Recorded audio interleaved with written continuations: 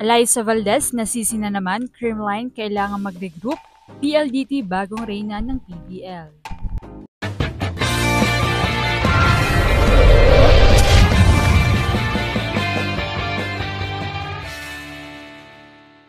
What's up, Volleyball Nation? Welcome back to my YouTube channel. Narito ako para magbigay sa inyo ng updates tungkol sa mundo ng volleyball.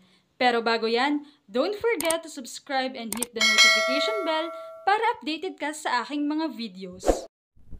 Umaharap na naman ngayon sa matinding pagsubok bilang team ang Creamline matapos muling maputol ang kanilang tsansa na makabalik sa finals ngayong PBL Invitational Conference, kung saan bigo nga rin sila noong pre-season matapos silang patalsikin ng PLDT na ngayon ay una nang nakapasok sa finals para sa Invitational Conference.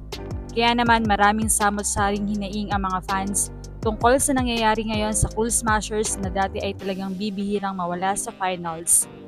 Defense was their saving grace past conferences with Galanza Pons duo. Mas relax at mas mabilis yung plays nila dahil sa mga perfect receive and deals. Sobrang laking kawalan talaga ng digs ni Pons. Samantala ay isa pang tweet ang nagtanong kung saan ayon dito, sa tingin nyo, ano ang mali or sino or ano ang kulang sa Creamline ngayon? Real talk tayo dito kasi parang may something talaga. At narito ang mga kasagutan. Number 1, Pons, all-around skills. Can score and deception and digging. 2, BDL, legit threat sa gitna. 3, Tots.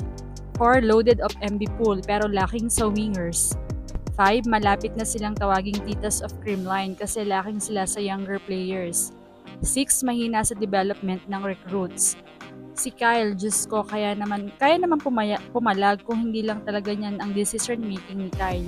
Kaya lang naman nakakuha ng best setter yan siya dahil may maayos na spiker.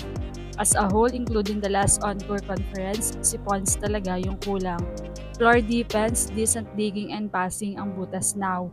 CCS was always a strong floor defending team. Pons was a major factor with her floor defense. Aside from her attacks, her efficient floor defense allows for counter-attacks that deliver right away. Carlos off the bench did wonders for CCS more often than not. Risa Sato was also a sub ready to bring her A-game when needed.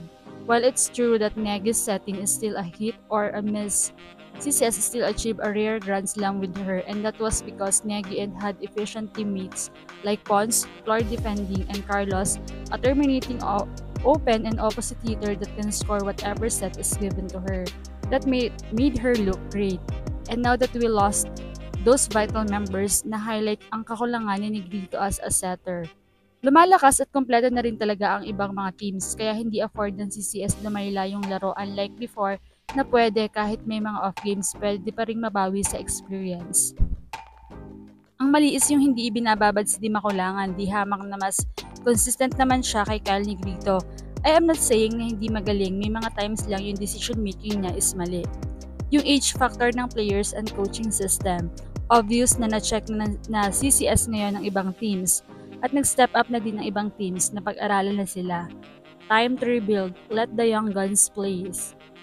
Walang bago sa coaching system, mali yung choice ng players, mali yung kinuha sa draft. Yung kulang siguro, middles, yung kaya magpadikoy. Si Panaga lang kasi yata yung kuhang-kuha ang ganyang play. Kung meron si BDL, may kapalitan sana. Ilaw pa si Turing and Gamit. Tapos yung receive talaga, dati pag ganyan yung problema nila. For me, walang mali, sadyang hindi lang siguro para sa kanila ngayong conference. Ganyan naman talaga, may mananalo at may matatalo. Hindi naman sa lahat ng panahon atin, di ba? Baka siguro time na din sa ibang team at alam naman natin babawi yan sa next conference. Support lang tayo sa kanila. Last game, Gemma Galanza and Alyssa Valdez ang nagbuhat. May games na with Michelle Gumabaw, but ngayon na sina Gemma at Pangs, sisi lahat ng conference loss kay Alyssa. Puro kumpara at mag-retire. Siya lang ba ang player sa court? Siya lang ba yung nagpatalo sa lahat? Prime Alyssa Valdez is over, pero yung mga open hitter na nasa prime pa di nagkaka-award. Isang bad game lang ni Alyssa Valdez, grabe kayo agad, kayod kalabaw si Ante, depensa at opensa the past few games.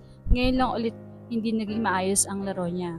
Kaya naman, anong masasabi niyo dito? Leave a comment below. Thank you for watching and don't forget to subscribe.